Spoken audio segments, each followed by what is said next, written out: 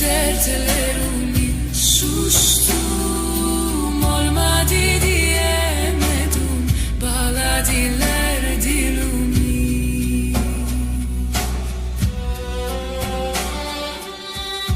Κι εγώ είχα δίκιο να αγαπηθώ. Ποιος θα χτενίζει τα μαλλιά μου εγώ? Ποιος θα χαϊδεύει το μαγούλο μου? Το μισό μου λείπει πάντα και νιώθω να σπάζω μέσα μου.